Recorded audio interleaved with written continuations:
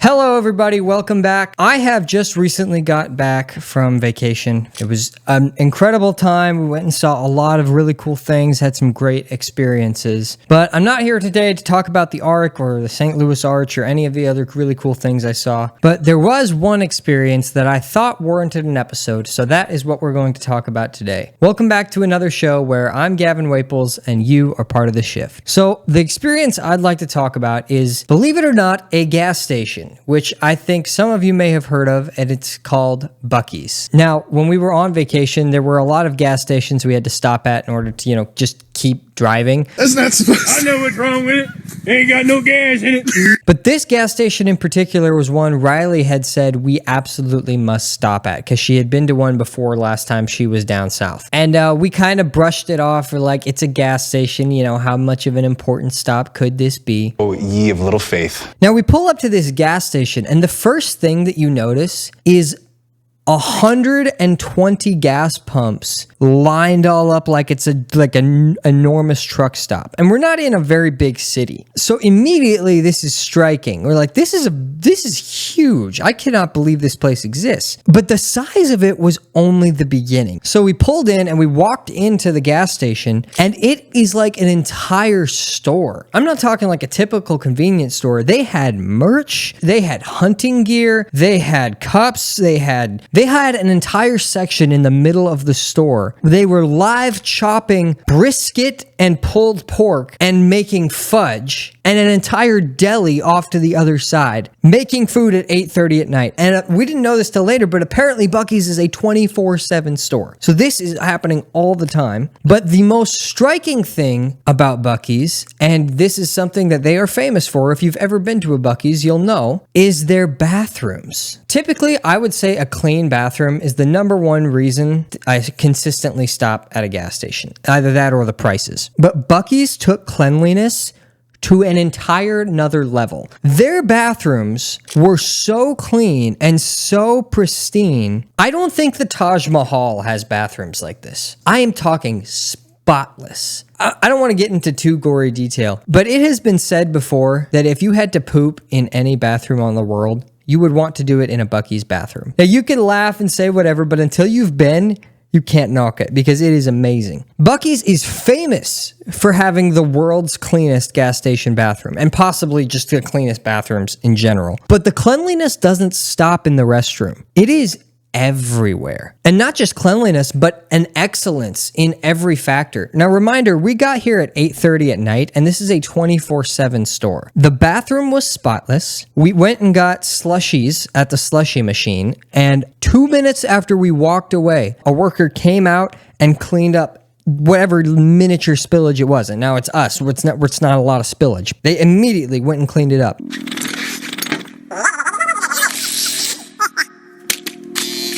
And what struck me, now this is going to sound dumb, but what struck me is at the coffee station, first of all, they had entire jugs of milk and creamer just out there in a cooled little box, which I thought was amazing. But the sugar packets were all perfectly straight, which means somebody 24/7 is straightening these sugar packets. And I watched them replacing the milk and stuff as they were going. So they're checking this often. Now, again, this is 8:30 at night. This is not necessarily peak gas station hours, but there was I want to say 20 people plus working at this gas station. And these are not your ho-hum gas station workers. These were friendly people. This one guy in particular stopped us and was like, "You guys must be new here. Was this your first time at a Buc-ee's?" And we're like, yeah. We're just standing there, wandering around, staring at all this stuff and the people are just going by like nothing, like this is an everyday thing. But this guy, he stops us and he's like, "Just so you know, we're making fresh brisket all the time.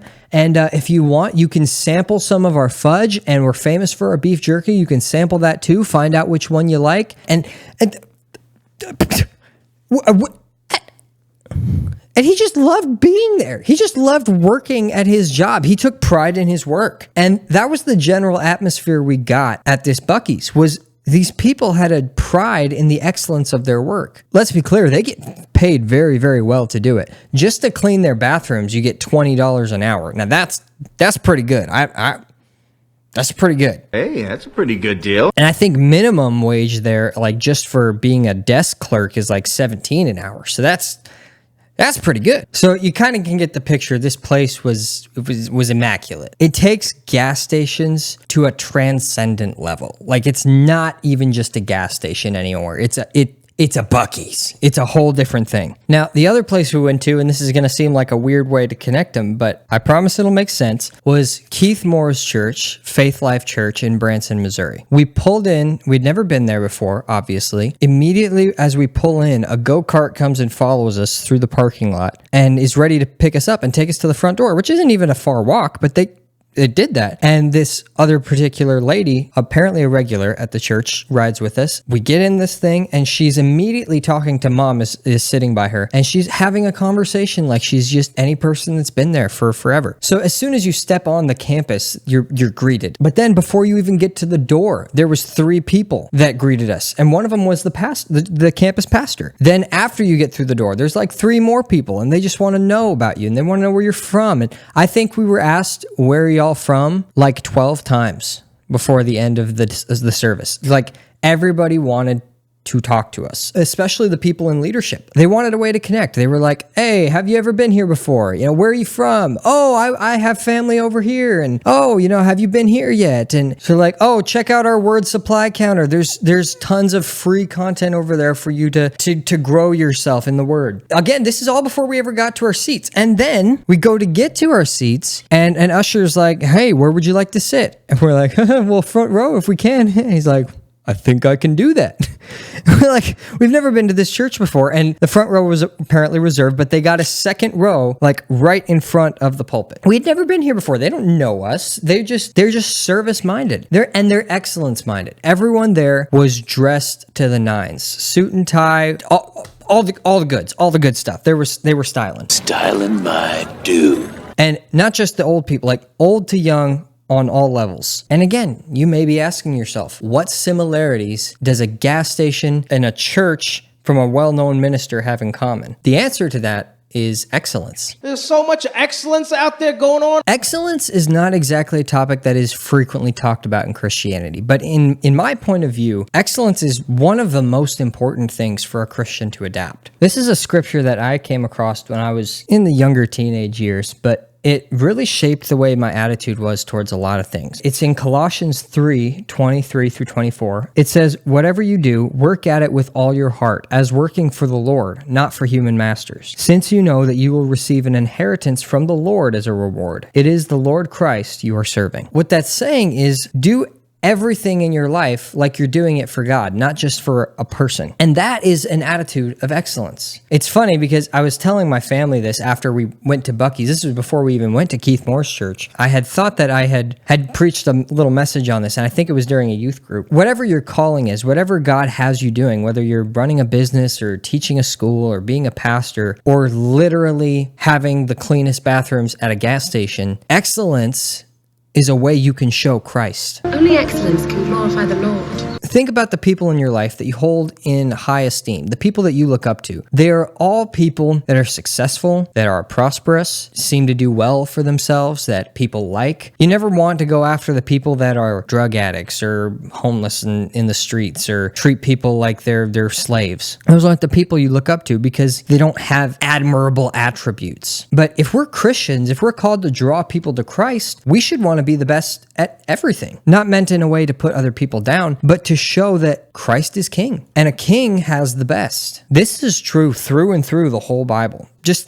thinking about Solomon. Let me pull that up. Right, so in 1 Kings chapter 10, we see the Queen of Sheba coming to visit Solomon because Solomon has the greatest wisdom, like, of all time. The story, God asked Solomon what he could get anything he wanted, and he chooses wisdom. And God says, well, because you have wisdom, I'll give you all these other things too, because you wanted to do it for your people. So Solomon becomes the wisest man to ever live at that time, and there's never going to be anyone as wise as that. But the Queen of Sheba wanted to come and see this for herself, and she sees the intricate architecture, the dress of the servants, the amount of gold, the intricacies of how Solomon, not just his wisdom, but also his excellence in all things. Yeah, it says in chapter 10, verse 4, when the queen of Sheba saw all the wisdom of Solomon and the palace he had built, the food on his table, the seating of his officials, the attending of his servants in robes, his cupbearers, the burnt offerings, he made all the temple of the Lord, she was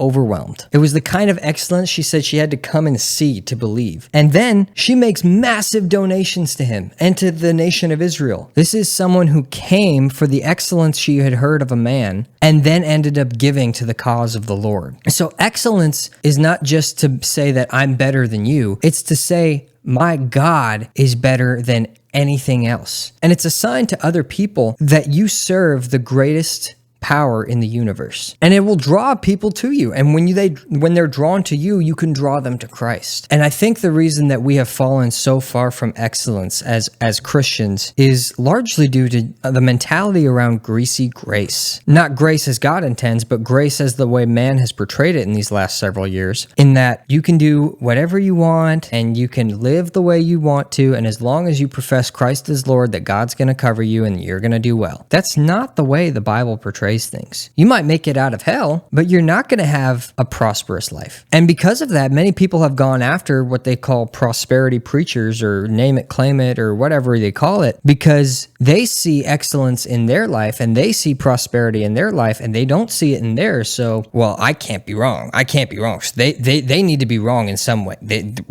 Bad them. That ties to the greasy grace. They think because they live the way they want and that grace should cover them, they should get whatever they want. If someone's getting better than them, well, they're serving money, they're serving mammon, so the devil is bringing them higher. Well, was Solomon brought higher by the devil? Was the nation of Israel for so long brought higher because they served mammon, because they served money? No, they were brought higher because they put God first in all things. Solomon was brought higher because he put God first before money. And money came to him. Now again, grace is a very real thing, but you have to apply it the way God said. Grace covers our mistakes, but it does not cover active rebellion against our Father. And that's not to say, if you're still growing as a human being, as we all are, that you should be doing everything perfect, or else you're not going to make it into heaven, or you're going to have a terrible life, or somebody is going to get hurt, or something of that nature. Again, God is merciful, and God does have grace. And excellence does not come overnight, but it does come by working at it. And trying to balance the idea of excellence with grace, excellence is not perfection. Excellence is doing the best that you can at everything that you do. Remember in Colossians, it says, whatever you do, work at it with all your heart. With all your best intentions, you should work at everything, not as you're doing it for a man, but as you're doing it to God. Work as if Jesus himself is standing right there. You should clean the church like Jesus is coming in the next hour. You should talk to another human being like you're talking to Christ. You should run your business like it's Jesus who's the CEO. When you profess yourself as a Christian, when you say Christ is Lord, when you say Christ is King, that means He's the supreme over your life. And if you want the king to have the best, you better be giving your best. It doesn't mean perfection. You're going to get better at things the more you do them. You're not going to be the best at it when you start. But when you start and as you continue, you should be getting better. That's excellence. And whatever you're called to do, whether it's teaching, whether it's being a pastor, whether it's working at a Walmart. And that part in Colossians is important because it says, whatever you do, do it as if for the Lord. Just because you're not directly talking to people doesn't mean you're not ministering, doesn't mean you're not doing things for the Lord. But God says, whatever you do, you should be doing it as if it was for the Lord. Remember what it says in Luke 16, and this is in verse 10. It says, he who is faithful in what is the least is also faithful who is in much, and he who is unjust in least is also unjust in much. So if you're not working your 9 to 5, $14 an hour job like you are doing it for God, how can he trust you to do a work in ministry as if it was for him? How can he trust you to run a multi-million-dollar business the way that he'd like if you won't even be a cashier in the way he wants? If you're not showing excellence in the small jobs, he can't expect you to show excellence in the big jobs, and he won't trust you with it. So instead of being like these people who bring down prosperity messages because they don't have excellence in their lives, let's show excellence in everything that we do. Let's show excellence in everything as if it was God who asked us to do it. Because one day he is going to ask us to do something, and we'd better be doing it with our full heart. If we're going to put God first in everything that we do, we have to do it with excellence. If we truly believe that Christ is King and that Jesus is Lord over our lives, then we should be doing what he says and doing everything with excellence.